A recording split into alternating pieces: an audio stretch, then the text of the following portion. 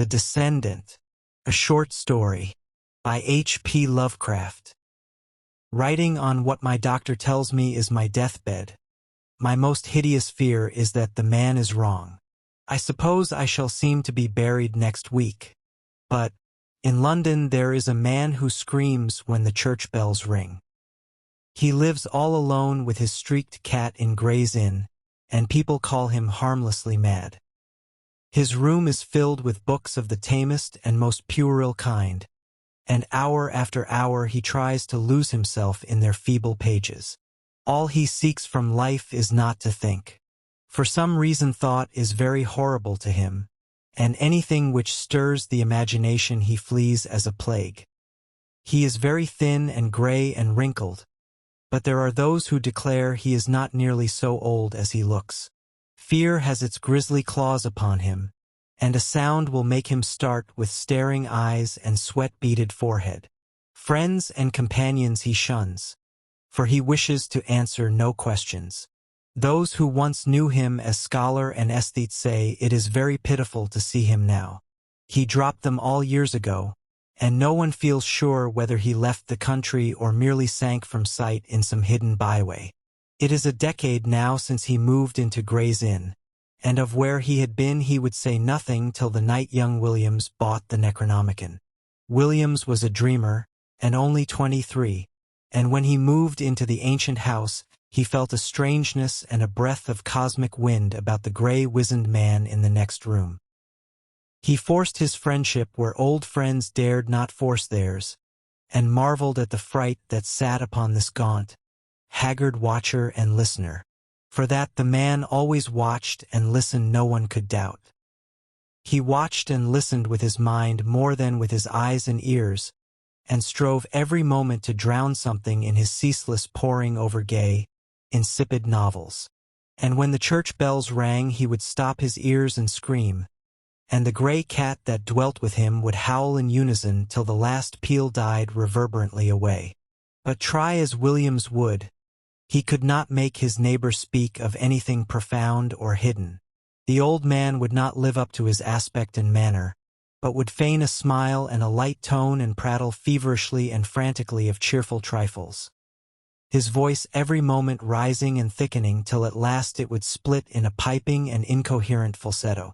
That his learning was deep and thorough, his most trivial remarks made abundantly clear, and Williams was not surprised to hear that he had been to Harrow and Oxford. Later it developed that he was none other than Lord Northam, of whose ancient hereditary castle on the Yorkshire coast so many odd things were told. But when Williams tried to talk of the castle, and of its reputed Roman origin, he refused to admit that there was anything unusual about it. He even tittered shrilly when the subject of the supposed under-crypts, hewn out of the solid crag that frowns on the North Sea, was brought up.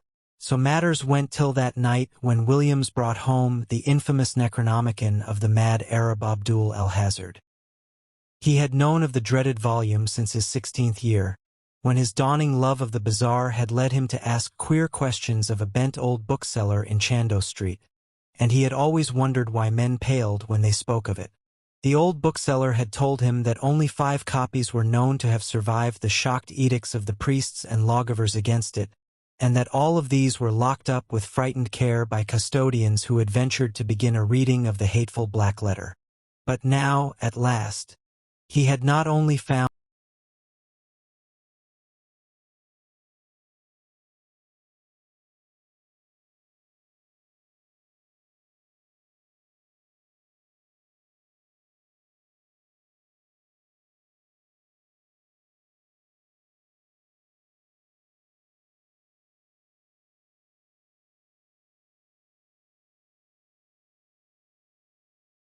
the one glimpse he had had of the title was enough to send him into transports, and some of the diagrams set in the vague Latin text excited the tensest and most disquieting recollections in his brain. He felt it was highly necessary to get the ponderous thing home and begin deciphering it, and bore it out of the shop with such precipitate haste that the old Jew chuckled disturbingly behind him. But when at last it was safe in his room, he found the combination of blackletter and debased idiom too much for his powers as a linguist, and reluctantly called on his strange, frightened friend for help with the twisted medieval Latin. Lord Northam was simpering inanities to his streaked cat, and started violently when the young man entered. Then he saw the volume and shuddered wildly, and fainted altogether when Williams uttered the title. It was when he regained his senses that he told his story, told his fantastic figment of madness in frantic whispers, lest his friend be not quick to burn the accursed book and give wide scattering to its ashes. There must, Lord Northam whispered, have been something wrong at the start, but it would never have come to a head if he had not explored too far.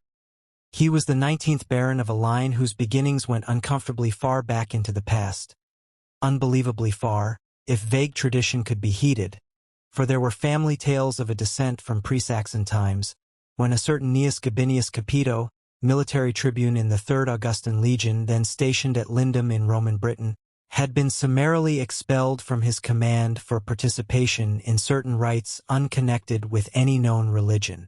Gabinius had, the rumor ran, come upon a cliffside cavern where strange folk met together and made the elder sign in the dark. Strange folk whom the Britons knew not save in fear, and who were the last to survive from a great land in the west that had sunk, leaving only the islands with the raths and circles and shrines of which Stonehenge was the greatest. There was no certainty, of course, in the legend that Gabinius had built an impregnable fortress over the forbidden cave and founded a line which Pict and Saxon, Dane and Norman were powerless to obliterate, or in the tacit assumption that from this line sprang the bold companion and lieutenant of the Black Prince, whom Edward III created Baron of Northam. These things were not certain, yet they were often told. And in truth the stonework of Northam Keep did look alarmingly like the masonry of Hadrian's Wall. As a child Lord Northam had had peculiar dreams when sleeping in the older parts of the castle, and had acquired a constant habit of looking back through his memory for half-amorphous scenes and patterns and impressions which formed no part of his waking experience. He became a dreamer who found life tame and unsatisfying, a searcher for strange realms and relationships once familiar, yet lying nowhere in the visible regions of earth, filled with a feeling that our tangible world is only an atom in a fabric vast and ominous, and that unknown domains press on and permeate the sphere of the known at every point. Northam in youth and young manhood drained in turn the founts of formal religion and occult mystery. Nowhere, however, could he find ease and content. And as he grew older, the staleness and limitations of life became more and more maddening to him. During the 90s he dabbled in Satanism, and at all times he devoured avidly any doctrine or theory which seemed to promise escape from the close vistas of science and the dully unvarying laws of nature. Books like Ignatius Donnelly's chimerical account of Atlantis he absorbed with zest, and a dozen obscure precursors of Charles Fort enthralled him with their vagaries. He would travel leagues to follow up a furtive village tale of abnormal wonder, and once went into the desert of Araby to seek a nameless city of faint report, which no man has ever beheld. There rose within him the tantalizing faith that somewhere an easy gate existed, which if one found would admit him freely to those outer deeps whose echoes rattled so dimly at the back of his memory. It might be in the visible world, yet it might be only in his mind and soul.